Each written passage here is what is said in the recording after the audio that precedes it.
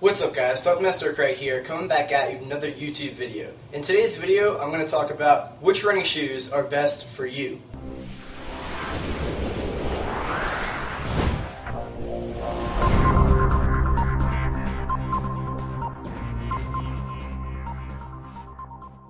Now, what do I mean by which running shoes are best for you? Well, actually, this is one of the most highly asked questions by all U.S. Air Force Deppers. And the reason why they ask this question is because, every single Depper is getting ready to go to boot camp and they all want to be prepared. So, in order to be prepared, you have to have your mandatory items. And one of the mandatory things is running shoes. Now, you can either get them beforehand or you can get them at basic training.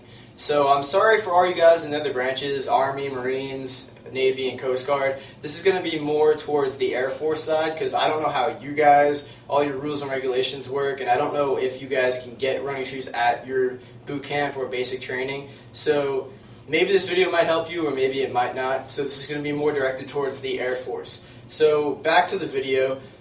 This is going to be directed towards the Air Force and all you Deppers getting ready to ship out. So since this is one of the most highly asked questions, I decided to make a little tips and tricks video for you guys to help you guys out to find the best running shoes that will help you and benefit you throughout your career in the U.S. military. So first thing to know, running shoes can make or break your BMT experience and your whole running experience overall. When I say break, I mean that literally. If you have the wrong type of running shoes, you can wind up really seriously injuring yourself and possibly getting discharged from the military.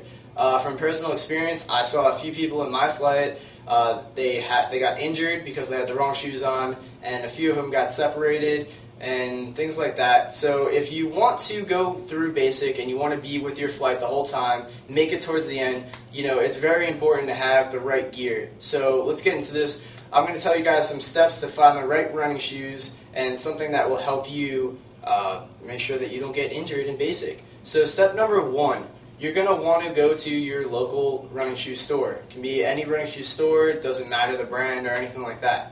The first thing you want to know is you're not looking for a specific style of running shoe.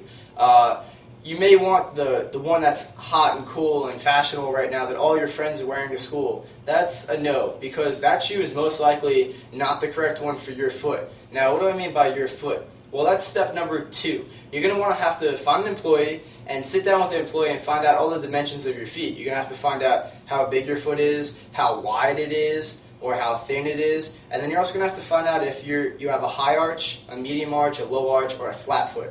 Some people might have two different types of feet depending on if you had a cast at one point or something like that. My left foot is actually more high arched than my right foot. So for people like that, you might want to wind up getting two different pairs of shoes. And I know that may sound crazy, but as I said, this is a long-term investment and it's for your health. It's to better you off throughout basic. So once you sit down with the employee and you find out which type of feet you have and all the dimensions and all that, they're going to narrow the 100 selection of shoes down to about 10. From that 10, you can then pick any single one you want. I would personally recommend going with the more expensive one because, as I said, this is an investment.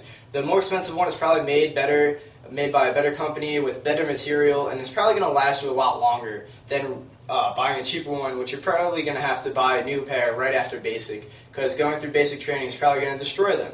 So that's why I say buy a more expensive one. They'll last you throughout basic, they'll last you throughout tech school, and maybe even somewhere after that. The ones that I bought before basic, I still have. They're starting to rip on the side because I have wide feet, and what are you going to do? I've been in the military for about a year now, so they've lasted me a year. So I invested in them, and the investment paid off, and I didn't get injured. So yay me. The next thing you guys want to know is the rules and regulations. What type of shoes can you buy? Is there a certain brand that you can't have? Is there a certain logo or certain colors? I'm actually going to leave that in the description below so you guys can go check out all the rules and regulations. But long story short, you can buy any color shoe you want. Just remember, you're going to be in a military uniform, you're going to be in your PT gear, and you want to be professional looking, so don't be running around with neon pink shoes. I said you can have any color you want, but be professional about it. The next thing I want to talk about is the socks. You can, allowed to wear white or black socks, and they can be knee-high or ankle-high socks, so that's cool. It used to just be the white socks, but they recently just switched over so you can have white or black. So that is awesome. So those are the little tips and tricks I have for you guys. Hopefully this helped you out. If it did, hit that thumbs up button.